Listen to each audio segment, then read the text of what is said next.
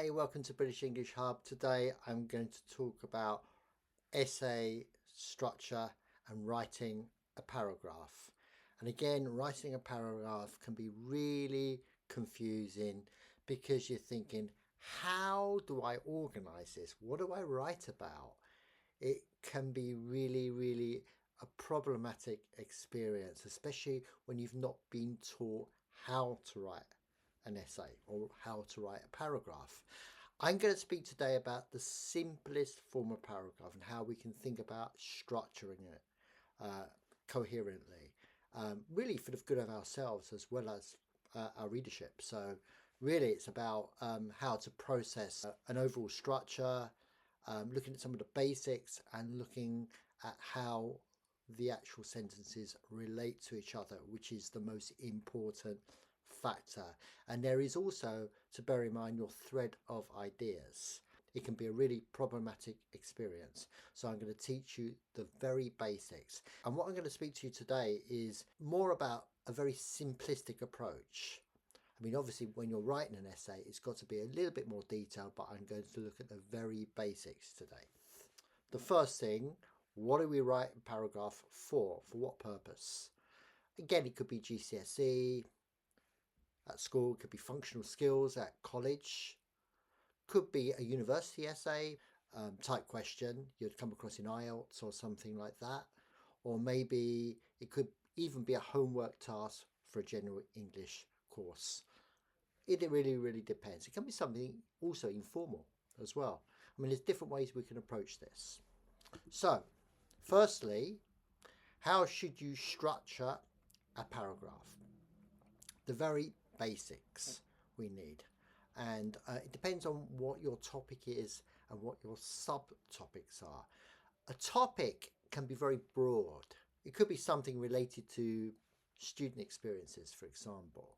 It could be something about the economy. It could be something about the environment.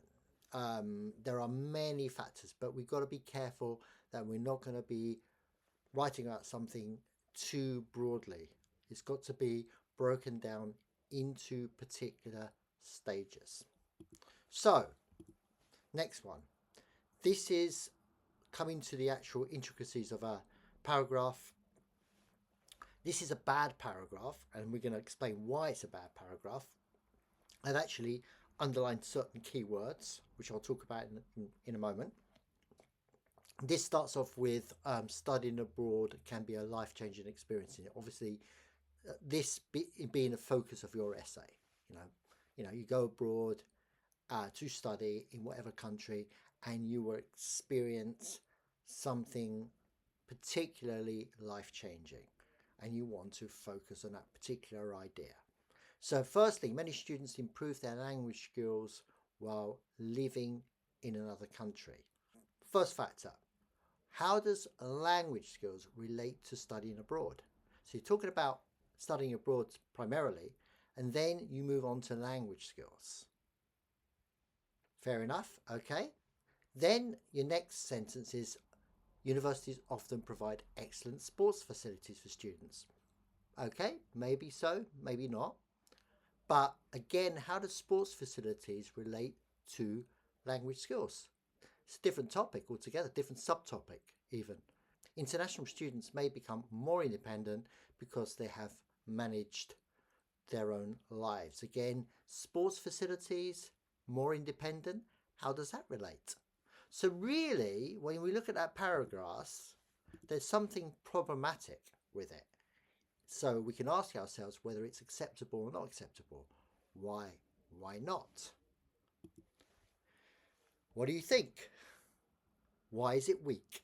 The paragraph begins with the broad topic of studying abroad, but then it jumps to a number of different subtopics. And here are the subtopics listed.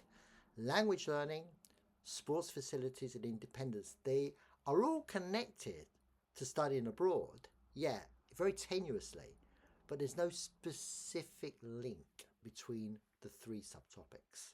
So each sentence is related to the overall topic, but they're not really cohesive. It lacks cohesion. They don't link together. So in a way, they do not develop one central idea.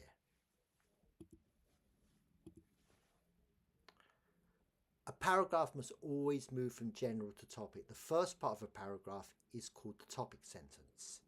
Then it moves to a more specific subtopic, and then you follow up with an example. And examples are always important in essays. Give a concrete example of whatever you're trying to say or argue, and it clarifies, it elucidates the actual argument you are raising. So here we are, structure of the paragraph. So we start off with our topic sentence, introduce main idea. Similar to our scenario with students, encountering challenges while studying abroad. Then your next stage or your next step is additional information. Add another point related to the topic. Additional information, basically, which can be anything that's of interest. Then you move on to an explanation and you explain why this point is important. Why am I writing about it? What is the point I am making? This is where your evaluation or critical thinking comes into play. Is it beneficial? Is it disadvantageous? Why so? And then you follow with a concrete example. It could be a case study or anything. It could be related to a company, a college, an institution, a particular country, whatever. Then I'll give you some example sentences. Obviously, this is the very basics. You would obviously, as a writer of an essay, you would have to expand on each point in your own way. So it starts off with the topic sentence, introduce the main idea. Firstly, studying abroad can be a life-changing experience. And then I've in parentheses, I've asked the question, how? Which leads on to the next point, which is your linkage between the two. Additional information, which is adding another point related to the topic. It allows students to experience new cultures and educational system, basically, which is fair enough. And again, you've got the cohesion between the 2 points. And then I've put in brackets, what is the outcome? Again, leading on to the third point. Explanation, explaining why the point is important. As a result, students often become more independent and adaptable. And then, in what way?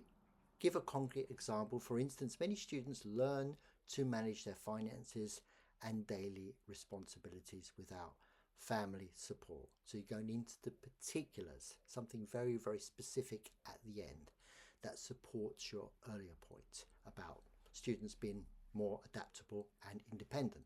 So this could be your overall argument for this particular paragraph. And that's it, really. That's a really, really basic breakdown of a particular paragraph. Again, the rules are pretty much adaptable, but I would say this is a good basis of how to write a paragraph. And obviously, this is the very, very basic, simplistic form you as a student would have to elaborate. Anyway, thank you very much for watching. Until next time, please subscribe to the channel. Please stick a like down below and please write a comment if need be. We always take on your feedback with reverence.